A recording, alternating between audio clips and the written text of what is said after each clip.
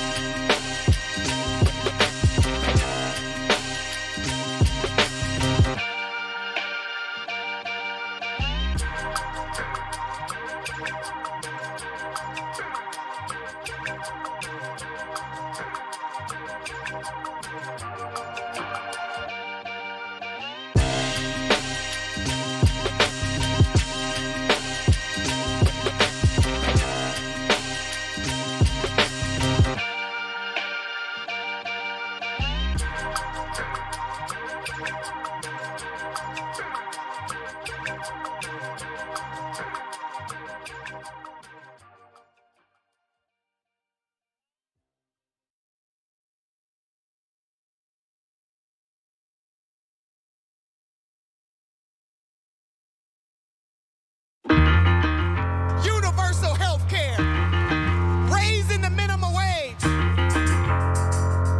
If you want clean water, clean air, clean food, keep going. If you are a doer of the deed, I want you to stand up to your feet right now. We have courage enough, conviction enough, people power enough to stand up and do what is right for ourselves. I am unbought and unbought.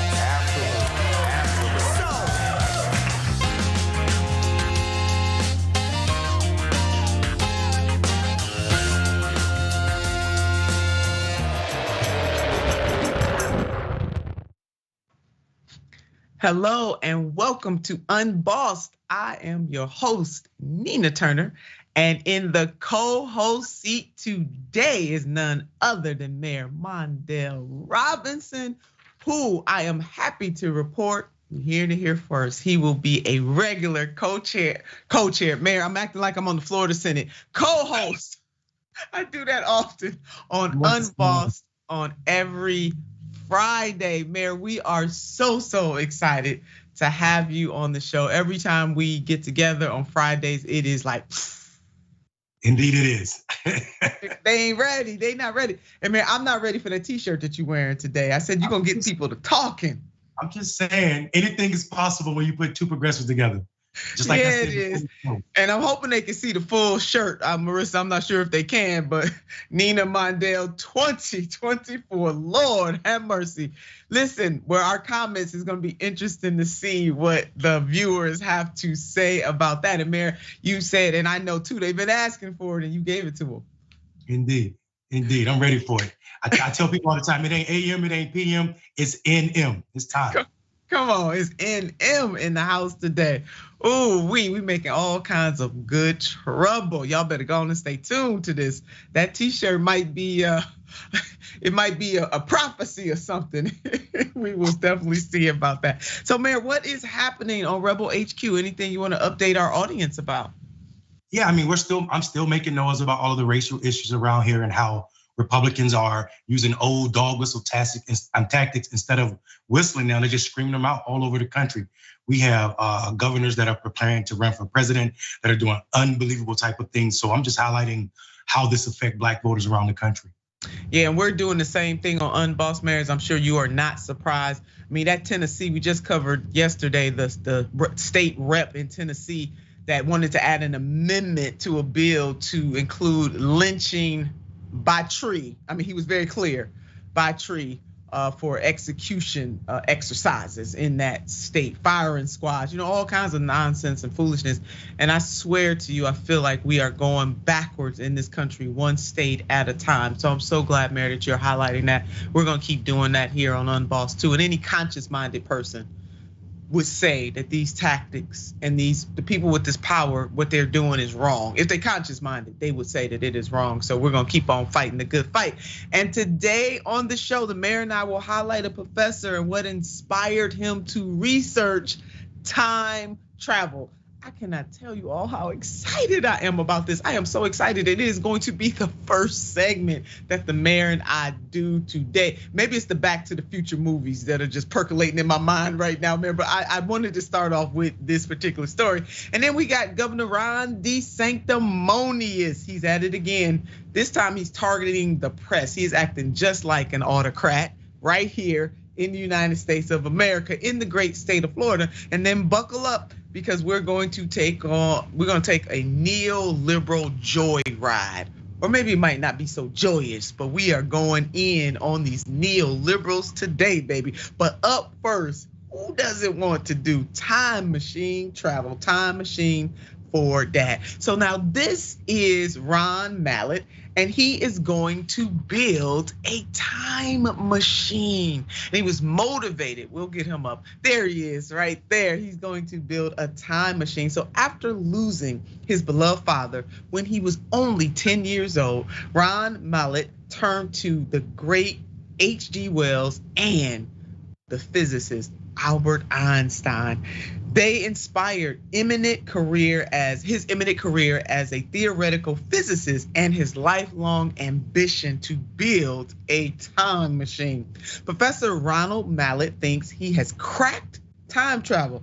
The secret, he says, is in twisting the fabric of space-time with a ring of rotating lasers to make a loop of time that would allow you to travel backwards. This report is coming from The Guardian. I'm just giddy about this, and it will take a lot more explaining and experiments. We get that, but after half a century of work, the 77-year-old astrophysicist has got that down pat. His claim is not as ridiculous as it might seem. Entire academic departments, such as the Center for Time at the University of Sydney, are dedicated to studying the possibility of time travel. Massachusetts Institute of Technology, better known as MIT, is working on a time reversal machine to detect dark matter. And Professor Mallett still idolizes his dad, who passed away of a heart attack, and thinks about him every single day. And those of us who have ever lost a loved one, I'm sure that you can absolutely relate to what Professor Mallett is feeling. I adored him. This is Professor Mallett on his father. I adored him. One of the great pleasures for me was meeting him when he got off the subway and carrying his toolbox home with him. He just literally lit up the room when he came in. I mean, man, there's such love for his dad to make this the study of his career. I'm excited. listen, this is a beautiful thing. One, to hear about, an African American astrophysicist is one thing, but to hear that this came out of love for a black man, his father, which we don't hear a lot, and this is not normal news for us. So it is wonderful, but it's also a wonderful story for kids. How you could take fiction and belief and hard work and make it something amazing like this. So yeah, I'm super dope. I love science fiction, but to see science fiction become science nonfiction because of the work of a black man is powerful to me. And as laughable that we think about time travel or trying to wrap our head around space-time bending, it is wonderful to see that it is on the cusp.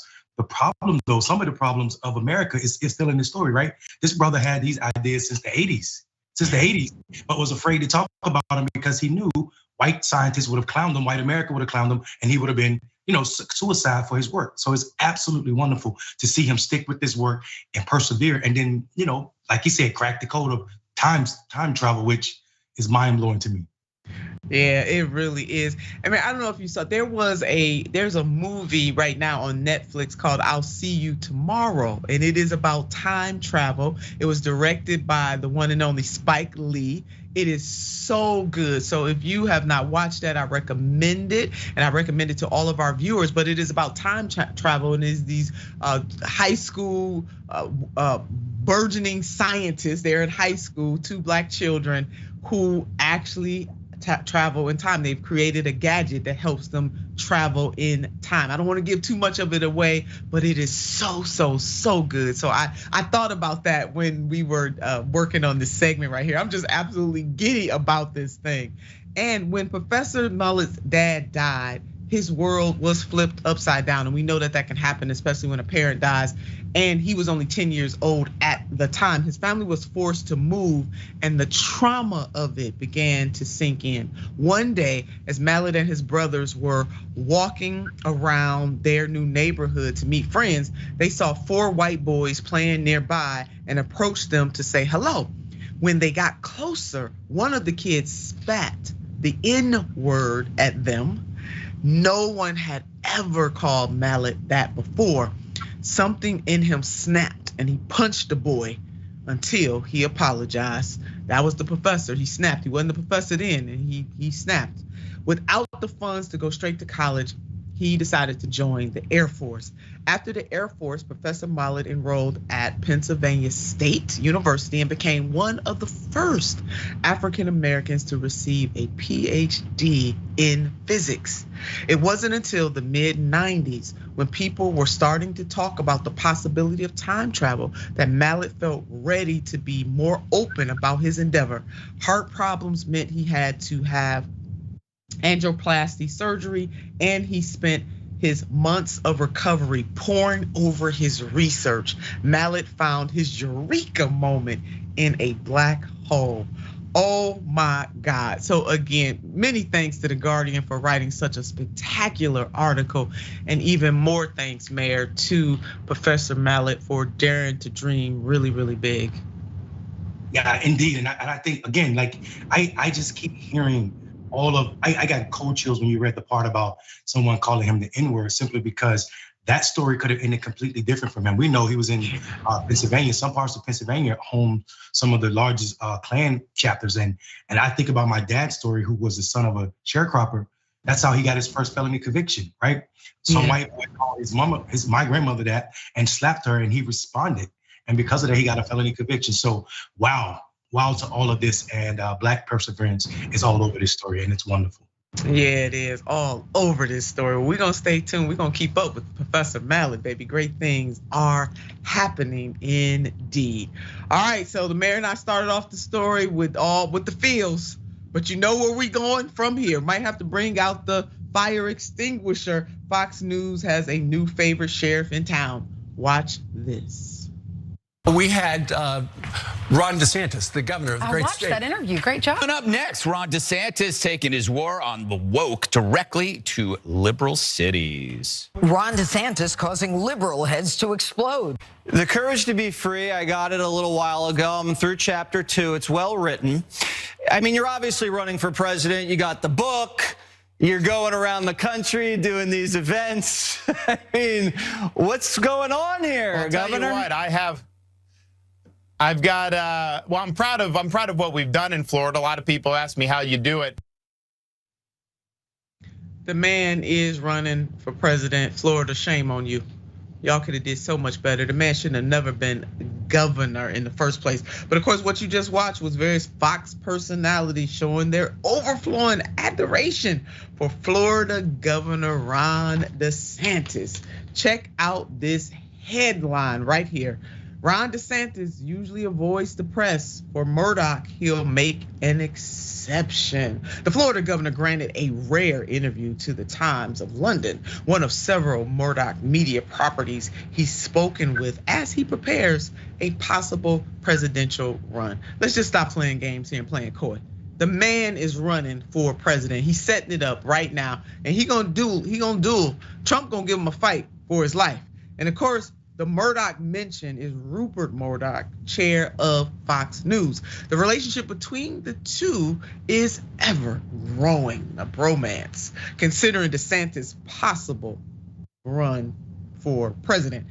Let's check this out as he kicks off a promotional tour for his new memoir published by Mr. Murdoch's HarperCollins. Hello, somebody. Mr. DeSantis took Selena Zito, a conservative columnist at the New York Post, owned by Mr. Murdoch's News Corp, on a tour of his hometown in Florida. And he appeared on Fox News, owned by Mr. Murdoch's Fox Corp, for interviews with Laura Ingraham, Mark Levin, Jesse Waiters, and the co-host of Fox and Friends.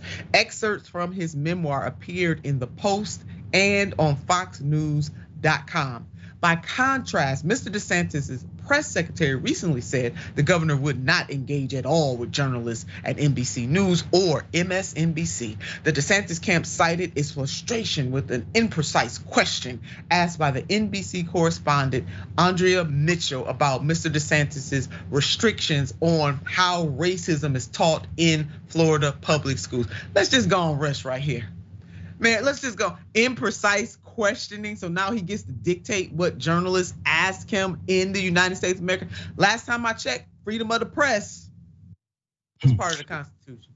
Well, not if you're going against, Republicans, of course, and they care about the Constitution until it doesn't benefit them.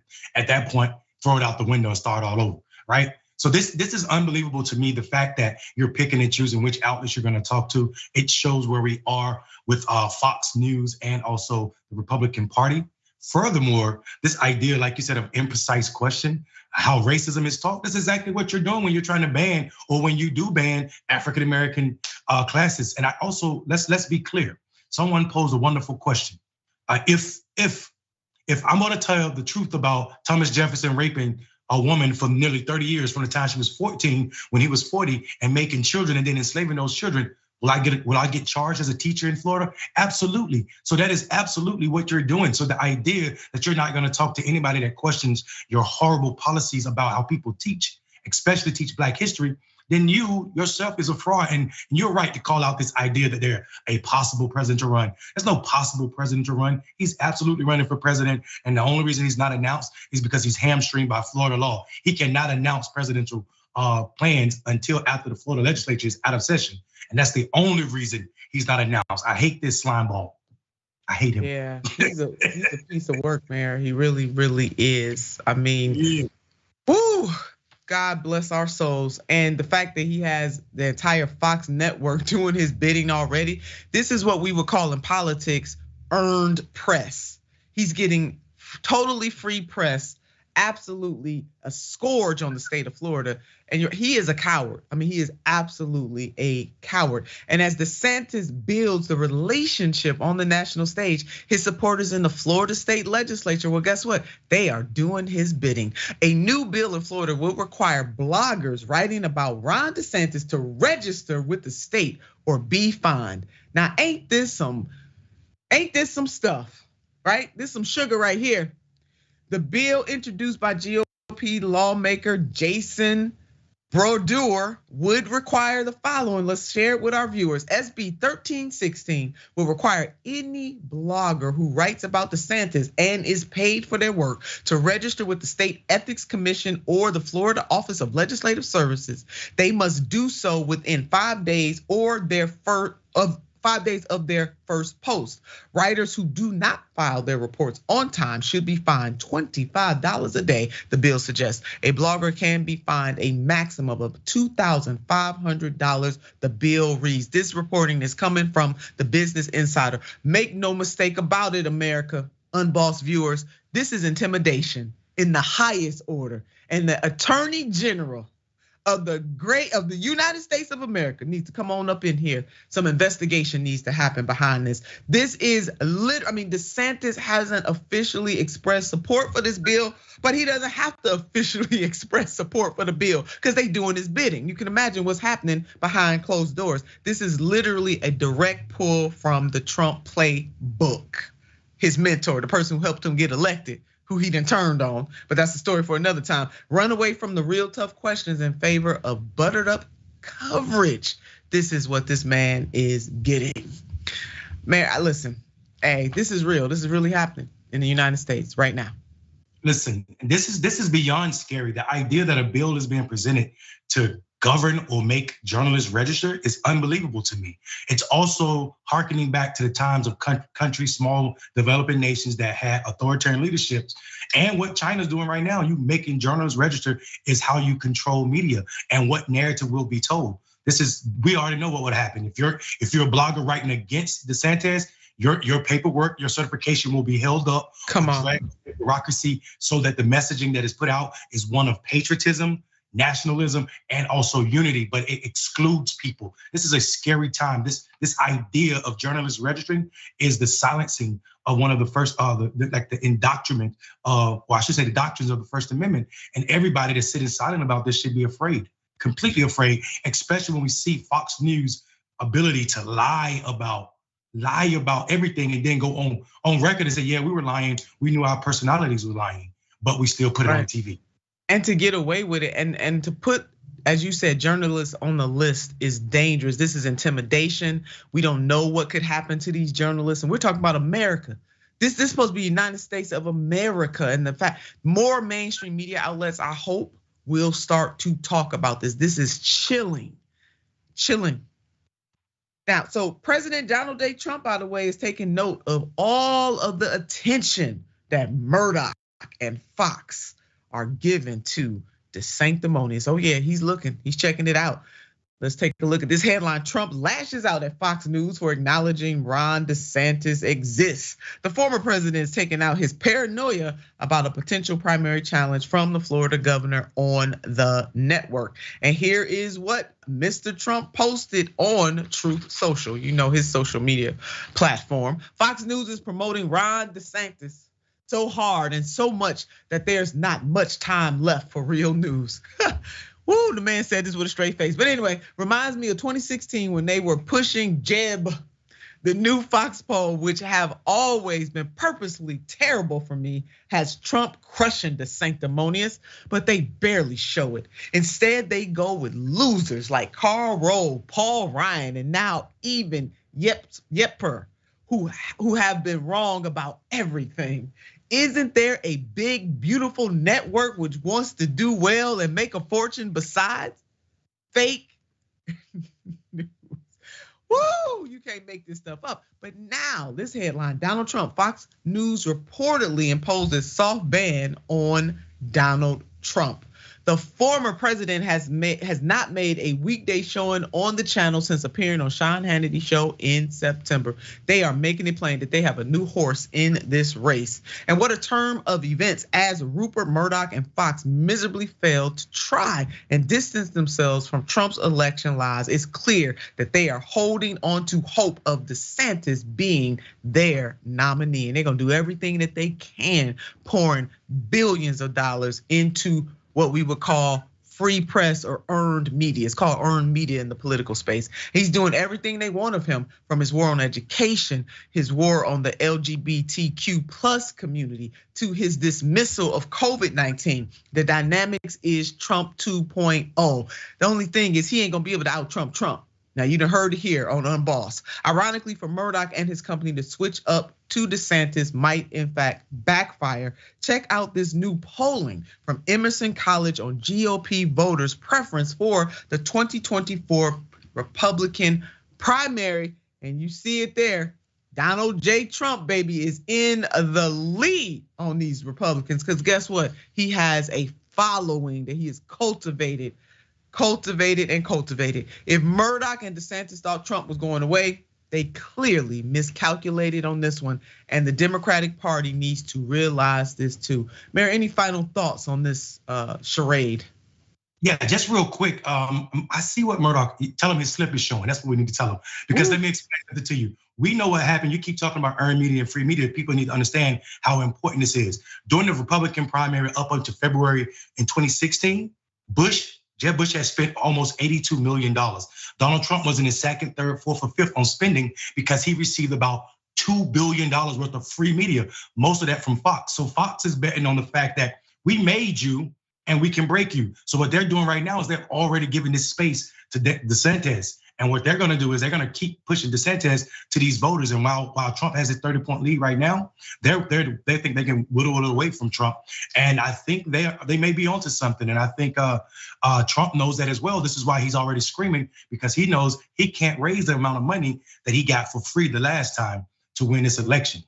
Yeah, and the poll today is just a snapshot in time, Mayor. It can change quickly. Take it from me.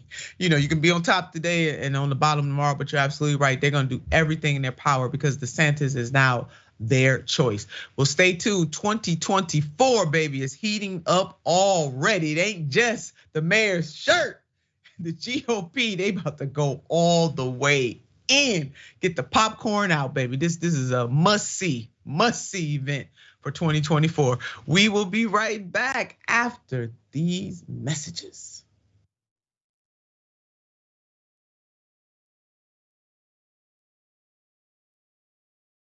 Welcome to Indisputable. I'm your host, Dr. Rashad Richard. We got a lot happening today. But what do we do on this show? We tell the truth. You know why we tell the truth? Because the truth is simply indisputable. Rashad, great to be here. Congratulations on the new show. And I gotta let everybody know that Rashad and I go way back. Here's the pattern that we see in all of these Karen stories. They think they own stuff they do not own. Now, where does that come from? I don't know, maybe slavery. Maybe they think they should still own black people. This is what happens when Karens weaponize the police.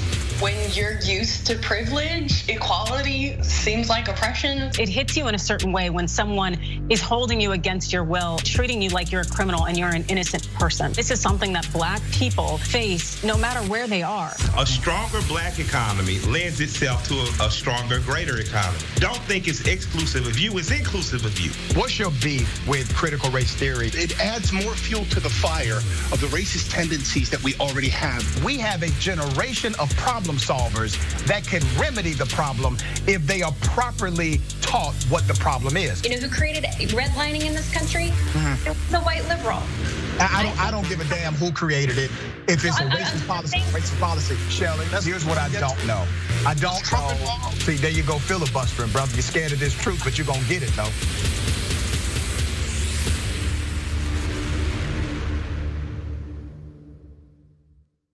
Climate is changing fundamentally, extremely, and non-linearly. It's becoming worse now. It's not when the levees burst that is the problem. It's in the anticipation of that. So I hope every human being is safe. And by human beings, I do not include multinational corporations, especially the ones that started climate change in the first place. What we're currently doing right now in cutting emissions is clearly not enough. There will be ramifications to what Trump is doing. I don't want people to suffer, but I feel like there's gonna be a lot of suffering because we have an imbecile as our leader.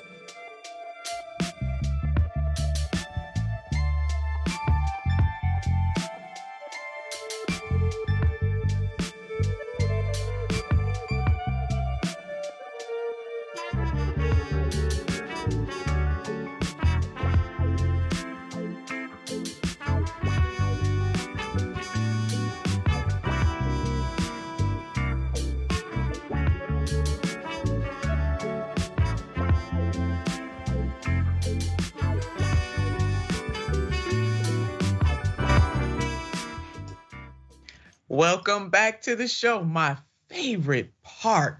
Oh, we got some live reads to do. You can catch the watch list right after Unbossed. Don't go anywhere. Go ahead and support J.R. Jackson, baby. Why don't you do that? And then the progress report. If you haven't subscribed now, go ahead and do that. You will get reporting from the progress report like you don't get anywhere else. Progressive news and inspiration every weekday morning. Just go ahead and put that smartphone up there and grab that Q code and Unbossed on the podcast. Not only can you watch us live, you can go ahead and watch or listen to us on the podcast wherever you get your podcast. Put that smartphone up to the Q code. Why don't you share that link with a friend or two? Tell them this is one of the best hours of their day, spending it here on Unbossed, especially on Fridays when the mayor is in the house. Now the TYT, we're on to comments. We're gonna start off with the TYT members. JoJo, hey JoJo, yes, all exclamation points. Nina and Mondale 2024. Cray, hand claps galore, Mayor. Nina and Mayor Mondale in 2024. Hello, somebody. Hello, somebody. Hello, everybody.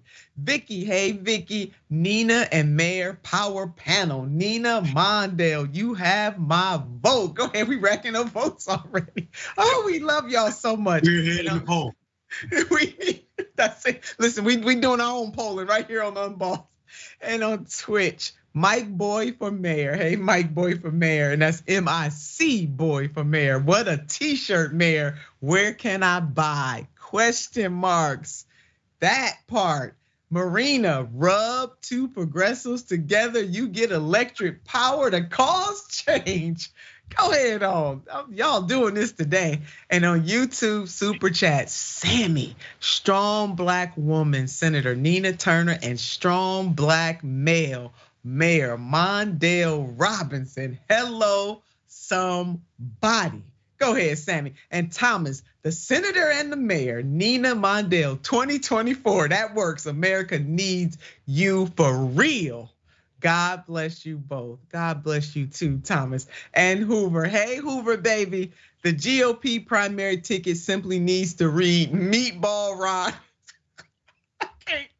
Oh, let me get myself together. Hoover, you done did it to me.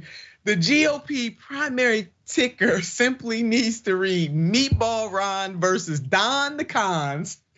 Trump and DeSantis were made for each other, both dumb segregationalists profiting off the misery of millions. Woo, Hoover, you sealed that up right there, baby. We gonna underline that underscore exclamation point message in a bottle on a train, not carrying chemical substances to pollute and destroy somebody's community. Y'all did that today. Thank you so much for the love. The mayor and I really do appreciate it so very much. Thank you for your support of Unbossed. Thank you for your support of the TYT network.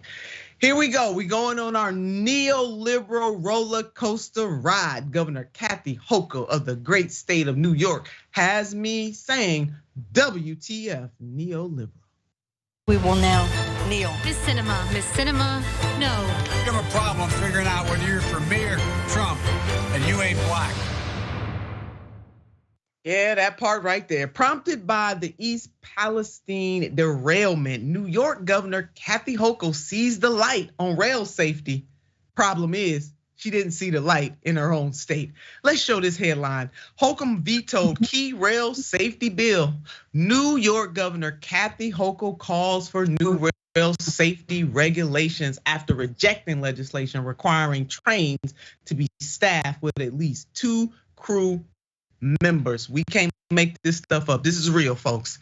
In the wake of the recent train derailment and toxic chemical release in East Palestine, Ohio, New York Governor Kathy Hochul called on the federal government to enact stricter restrictions on hazmat trains and said that safety is her top priority. Her transportation commissioner said that under Hochul's leadership, the state is laser focused on safety in all modes of transportation, especially rail safety. I wonder what prompted that. Thank you to the Lever for this excellent coverage as they have been doing. Julia, rock, you rock, baby. Less than 3 months ago, though, don't let the truth get in the way of a good story. Less than 3 months ago, Hochul struck a different tone with her veto pen. The proposed two-person crew bill, which the governor rejected on December 9th, 2022, would have required most freight trains to be operated by at least a conductor and an engineer, a safety measure that both rail unions and bipartisan lawmakers supported. Rail companies and business groups opposed. Now, team, just keep that up for just one more second. Let's just go back to that just one more second. Now, I want y'all to understand this. The woman vetoed a bill that the workers in the rail industry, right?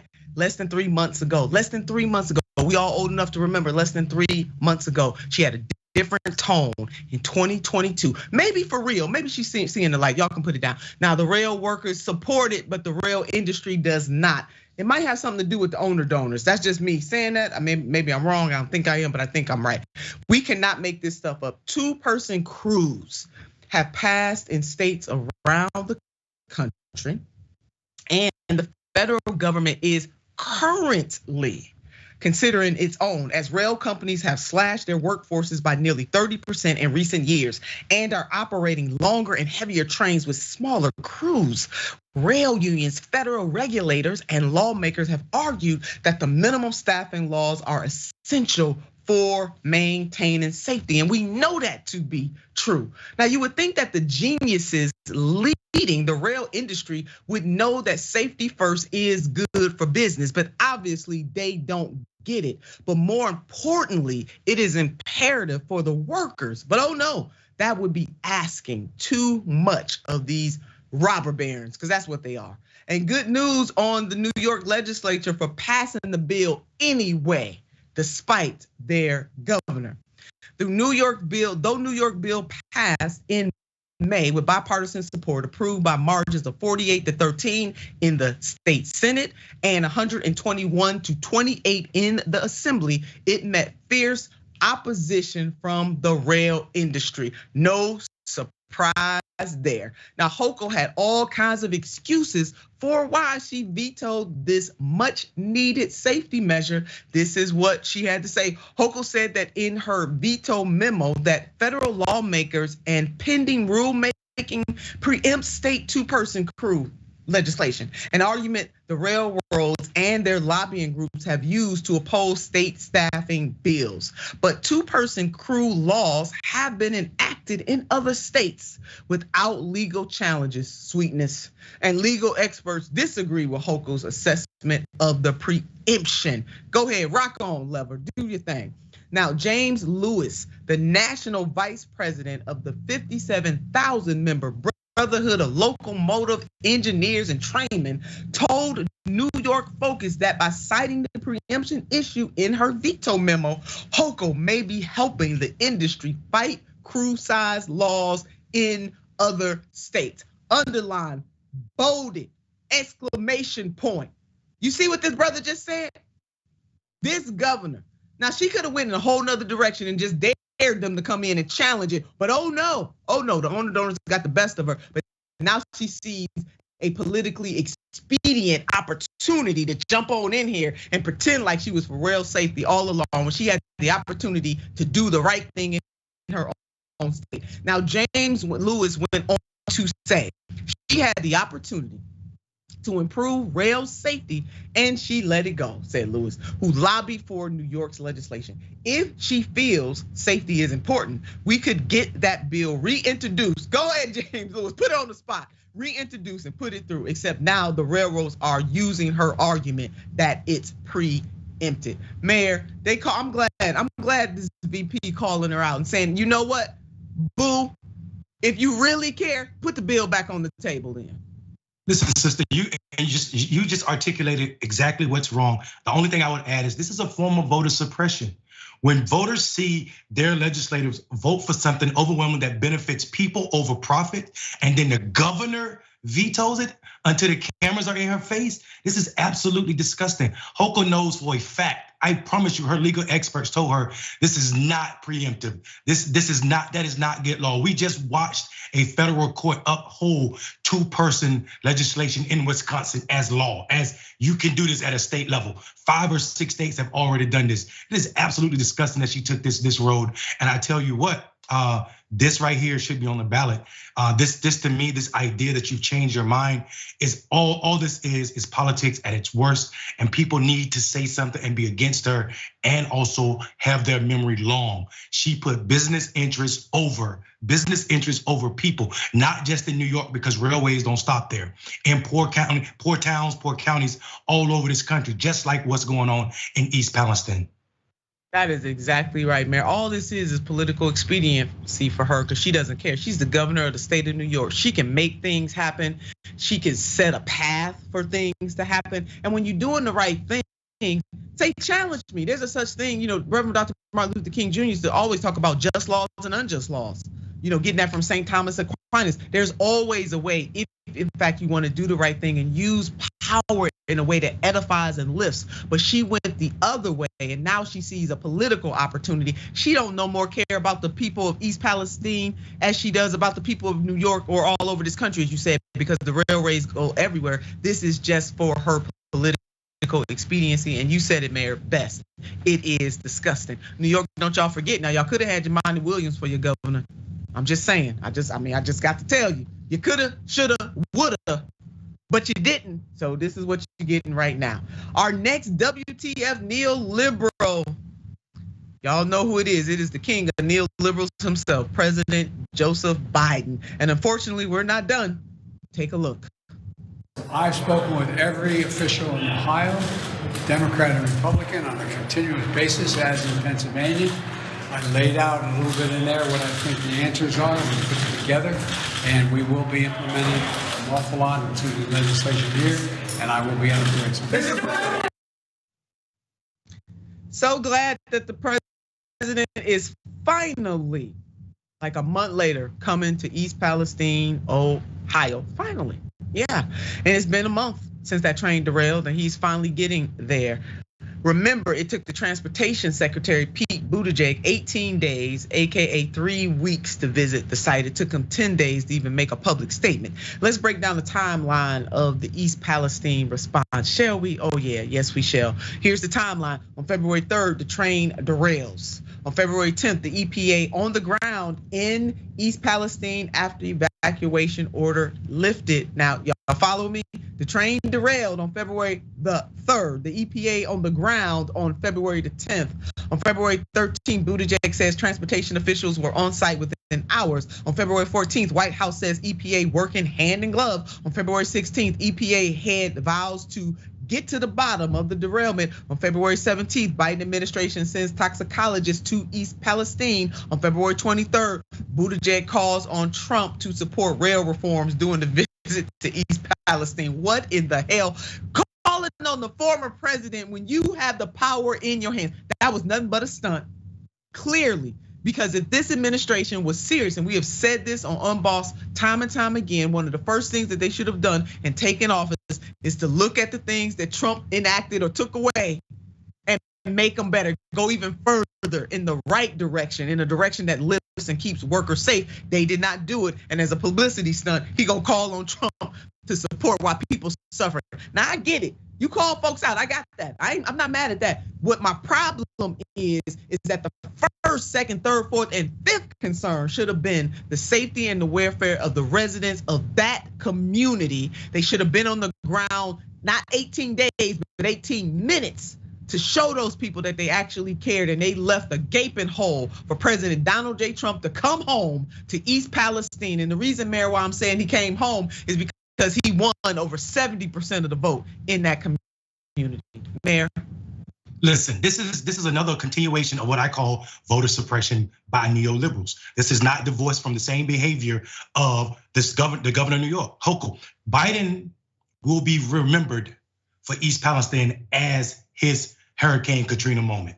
The idea that you're sitting out for poor and working class white people the way Bush sat out for poor and working class black people is no difference. The only thing we need is for our poor and white class, working class brothers and sisters to get off of Fox News and get on this train where we over here fighting for the betterment of all of us against the oligarchs. And these politicians aren't being held accountable on both sides of the ivory tower, not just one. And this behavior, when they're not with us in sync with people of color who have been the sufferers of everything American, When you're not saying the same thing, it makes us less powerful as a unit. And we need to join the hands of the unions and call out the unforced errors from Biden's administration, the administration before that one, and the one before that, because Obama should have had it locked up before he left office. Trump administration, of course, threw it away because it wasn't. And now Biden's administration and him are just blundering it. And people's lives are affected. We have water that's iridescent and air that's killing people. Let's be serious. Come on, Mayor, and the soil and fish are dying and other animals are dying. You are right about that. We do need, I'm telling you, if the working class from all identities get together, it's over. It's game over for the corporatists of both parties. And that is exactly what they know. I mean, what really just sent me over the edge is to have, these neoliberal types say that the people of East Palestine are getting they deserve, the Joy Beharts of the world, and so many others. I can't tell you how much hate I get on social media for standing up for these working class and poor white people, because this is about humanity. This ain't about their ethnicity or race. This is about the corporatists destroying communities. And what is happening in East Palestine is similar, without the race dynamic, to what happened in Flint, Michigan, what is happening in Jackson, Mississippi, in any other area where poor people dominate. So yes, if poor and working class and barely middle class, if the working class people just get together, it is game over for these oligarchs, and they know that. And I want folks to listen to, Mayor, what Republican Senator Mike Ruley had to say. He is the state senator for this area. Let's take a look. The worst part that goes on if you live in that area is the anxiety level, because if we took a car ride through and you stay away from ground zero, the town looks exactly the same. And East Palestine's a really pretty town. It's an older town and it looks pretty much the same. But the closer you get to ground zero, you start noticing there's a smell in the air and things are a little bit different. The air just doesn't go in you the right way. It makes you uncomfortable. So I think that anxiety level is really rough as far as the people's mental health goes. But when And you know what? The senator is absolutely right. And kudos to him. He's a freshman. And I am so glad that he's standing up for his people. He even went in the opposite direction of Governor Mike DeWine from the beginning. He said, don't drink that water. Y'all get in here and help my people. And that's exactly what he should be doing. Not siding with party, not siding with the governor. If the governor is wrong, the governor is wrong. You need to side with your people. So go ahead on Senator Mike Ruley on that. And the Democrats are flopping hard on this. They are handing the Republicans a win on a golden platter right now. Trump buying people McDonald's might be cringy, but he showed up. Him coming in there with his Trump water might be cringy, but he showed up. That is politics 101. When people are suffering to that magnitude, baby, the first thing you need to do, even before you have anything all the way figured out, is to show up.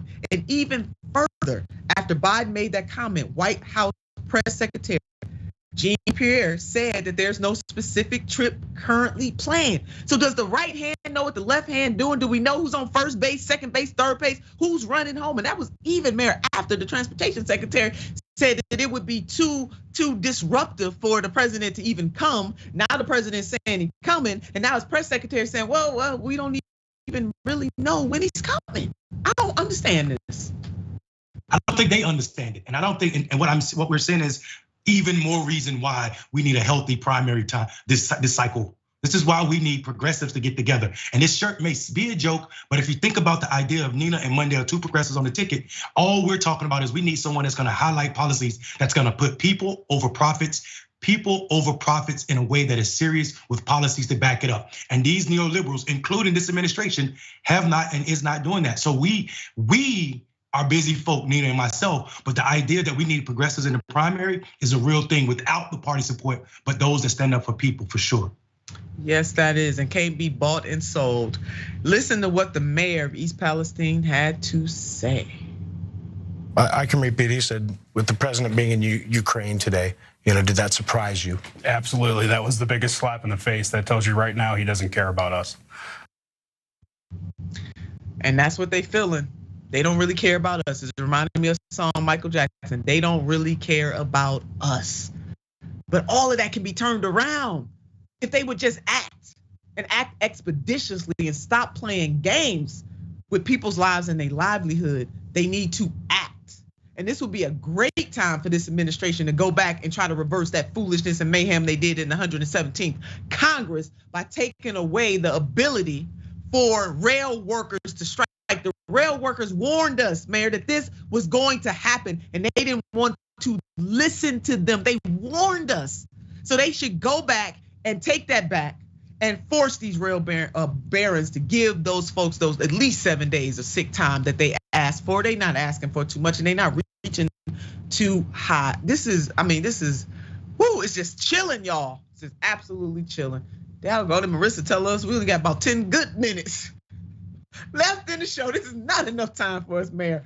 We gonna go and do another WTF neoliberal. It is the president again.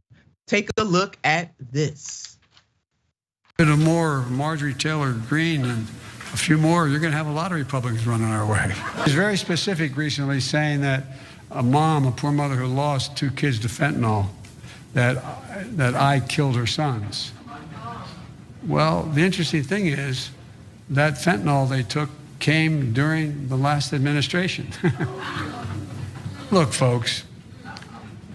Anyway, I don't want to get started. I wish you hadn't started at all, President Biden, because that definitely was the wrong context to use that. Marjorie Taylor Greene she was wrong to blame the president of the United States of America. Let's just go ahead and put that out. The woman, we know Georgia need to fix it this next cycle. However, this president has an option and he can't take it lightly. And this was wrong what he said. And what he said in this instance, Marjorie Taylor Greene certainly shouldn't have said what she said. He shouldn't have said what he said. And to Chuck, because somebody lost their loved one. So let us give you some more context. Kissling, whose son Caleb, 20, and Kyler, 18, died in July of 2020 after taking fentanyl-laced Percocet pills, took aim at Biden on Wednesday night after he used her family story to knock GOP rep Marjorie Taylor Greene's suggestion that he was responsible for the fatalities. There was another way to knock the woman. I get that it doesn't feel good to have, somebody saying that you are responsible for the deaths, but playing with people's emotions like this, that was not the way to handle the situation. Now, Kissling had testified before the House Homeland Security Committee on Tuesday about the loss of her sons. She lost 2 sons. Y'all understand this? Telling Congress that more should be done to stop fentanyl imports. Green from Georgia, on my mind, quickly seized on Kissling's testimony suggesting that the brothers might still be alive if the Biden administration had secured the border and stopped the flow of drugs in the US. Now we know this woman playing games, we get it. And he fell into the trap. And he should have never fallen into that trap. Now what we're seeing here, another disgusting example of today's using the grievances, the grieving and the grievances families for political props. This line right here, her son's death to fentanyl dragged these partisan politics. Now Rebecca Kissling wants Joe Biden to apologize. And you know what? This mama is right. The president of the United States of America owes her an apology. Your thoughts? I'm flabbergasted, but I'm also not surprised, right? First of all, let's talk about something. This man started with his words out of his mouth. The interesting thing that he was talking about was not that this woman lost 2 sons, 120, 118. These are babies. That's not the interesting. The interesting thing is that he's not responsible, right? He's trying to justify that he's not responsible. This is indicative of something else that is ingrained in the Democratic parties. They need to respond to every dumb thing Republicans say, right? He had no need in a room full of Democrats to try to make MTG look any worse. That room of folk already don't care about what that woman is saying. So that is a ridiculous point to talk about. If you're gonna talk about this woman, raise up what you're doing to combat the fact that we're losing hundreds of thousands of people to fentanyl right now. We know that our neighbors to the south, the countries to the south of America, aren't the problem or responsible for America's drug problem, but it's policies in this country that leads to that poverty and other things. That's legislated. Here's where Biden is wrong, and also Democrats. If they listen to their base, if they responded to the things their base cared about, instead of trying to get these stupid, like little political points, then you would not give Republicans ad for the presidency. Because I bet you right here on your show today, I'll bet anybody, all of my little bitty coins, that this will be an ad. This mother story will be used against Biden, and it should be. It should be. This woman lost 2 kids, and this president took to make a joke about the interesting thing is he's not responsible for those deaths. Yeah. You can't be the comforter in chief showing up like this. Come on, you cannot. And it just reminds me of just some preschool kind of stuff, some elementary school. I know you are, but what am I? Kind of foolishness, grown people. So we've seen this happen time and time again. This is not the first time. George Floyd family, as Congress offered platitudes, y'all old enough to done, saying they were gonna get something done. And the same with Tyree Nichols, their family, saying they were gonna get something done, having them at the State of the Union. We ain't heard, quote my grandmother, ne'er word since the State of the Union about George Floyd Policing Act. Ne'er word how this Congress is gonna go deeper, how this president is gonna go deeper. State of the Union. All wow happens. Neoliberals and GOP bicker about who's to blame instead of using the power that they have in their hands to change material conditions. America and viewers of Unbossed, we want you to know that policies can change lives. And these people have the power in their hands to change policies. These things are not fixed. They can be changed. So take a look at that. Now, certainly, I'm not saying that it all disappear, but he can lead charge. Keyword leadership, bolded, underlined, underscored, message in a bottle on a train and a plane. Just not on Southwest. But he can address the culprits that are contributing to this. So this headline right here, we're overlooking a major culprit in the opioid crisis. Pharmaceutical companies, let's go put that line back up. Pharmaceutical companies and drug dealers have been part of the problem, but so have policy makers. Check out this headline from December of last year. CVS and Walgreens agreed to pay $10 billion to settle lawsuits linked in opioid sales. This right here is just the cost of doing business for them. That's it, and that's all. Mayor, I know our time is dwindling down. Any final thoughts on this? I am outraged, really. Just real quick, like I said, this is a crime of policy. This is a crime of policy. The addiction policy in America exists because we allow it to exist. $10 billion, like you said, is a drop in the dime. That's you and I getting fined $100 and carry on with the behavior because it didn't stop and it was not going to stop until we change policies to affect it. And instead of Biden saying the interesting thing about Trump responding, he should have said the interesting thing is we need policies to hold these pharmaceutical companies accountable. He can't. They pay his bills. They pay for his legislations. They pay for his campaigns. They the owner donors. I mean, he could have said where the former administration failed, I'm rising up. Where they overlooked, I'm rising up. Oh no, didn't, because they think this is a joke. You know why, America? Because they gonna be all right. Their family gonna be all right. Their children gonna be all right. Children gonna be all right. Their children gonna be all right. But you know who might not be all right? Big mamas and big papas' children and their children and their children's children might not be all right in hoods where they misunderstood, whether it's the rural hoods, urban hoods, or suburban hoods. We need to wake up family and stop being complicit in our own demise. Mayor, this has been absolutely fantastic. Put the mayor side by side.